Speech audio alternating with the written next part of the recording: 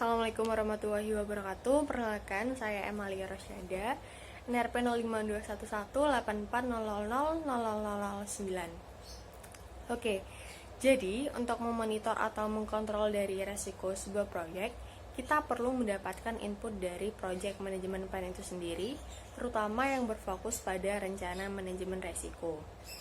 Nah, setiap proyek yang dilakukan memerlukan perencanaan yang matang yang disusun dalam sebuah project management plan.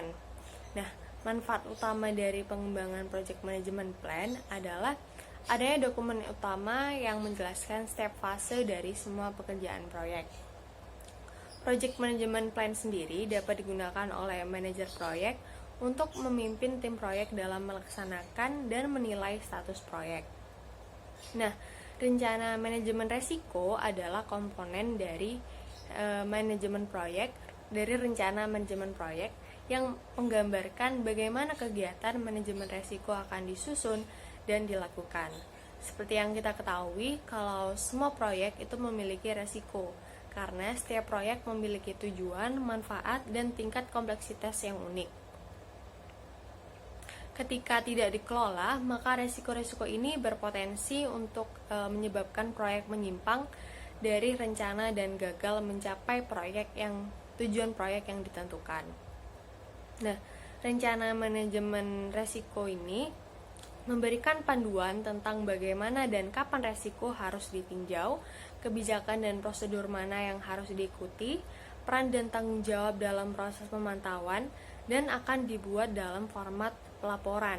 Sehingga rencana manajemen resiko ini dapat digunakan sebagai panduan bagi manajer proyek untuk memahami bagaimana menangani pengelolaan resiko dalam sebuah proyek. Terima kasih. Halo, nama saya Asmaul Husna, NRP 052184000044. Nah, dokumen selanjutnya yang menjadi masukan atau input dalam proses mengendalikan risiko proyek atau monitor risk, yaitu risk register yang ada di dalam project documents. Risk register atau daftar risiko dapat dilihat oleh manajer proyek sebagai alat manajemen untuk memantau proses manajemen risiko dalam proyek. Risk register digunakan untuk mengidentifikasi, menilai, dan mengelola risiko hingga ke tingkat yang dapat diterima melalui proses peninjauan dan pembaruan. Tujuan dari risk register atau daftar risiko adalah untuk mencatat rincian semua risiko yang telah diidentifikasi bersama dengan analisis dan rencana mereka untuk bagaimana risiko dapat diperlakukan. Selain risk register mengidentifikasi risiko dan risk owner untuk penanganan risiko, risk register juga menyediakan perincian lainnya termasuk tindakan kontrol untuk menilai efektivitas rencana respon, gejala dan peringatan tanda-tanda risiko, sisa risiko atau risiko residual dan risiko sekunder yang timbul kemudian, serta daftar pantauan atau watchlist risiko prioritas rendah.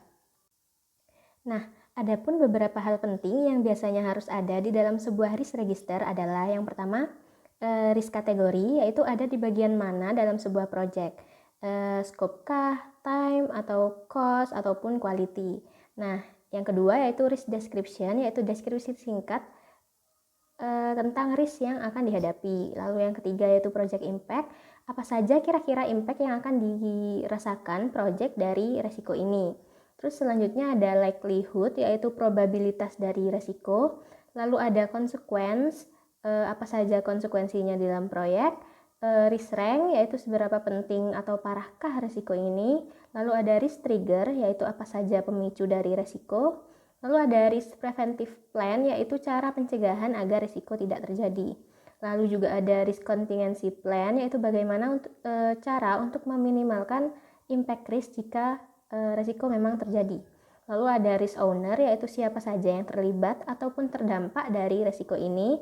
Lalu yang terakhir ada residual risk, yaitu adakah residu atau sisa dari risk setelah risk itu di-prevent atau di-contingency.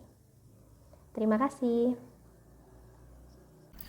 Ya, Assalamualaikum warahmatullahi wabarakatuh. Perkenalkan, nama saya Muhammad Alif Gadri dari kelas MPTI. Saya akan menjelaskan mengenai salah satu input dari monitor risk atau monitor resiko. Salah satu inputnya yaitu adalah issue log. Kan sepanjang siklus hidup suatu proyek, manajer proyek biasanya akan menghadapi suatu masalah seperti kesenjangan, ketidakkonsistenan, atau konflik yang terjadi secara tak terduga dan memerlukan beberapa tindakan sehingga tidak berdampak kepada kinerja proyek tersebut. Masalah log atau isu log adalah dokumen proyek tempat semua masalah dicatat dan dilacak. Datanya ini memiliki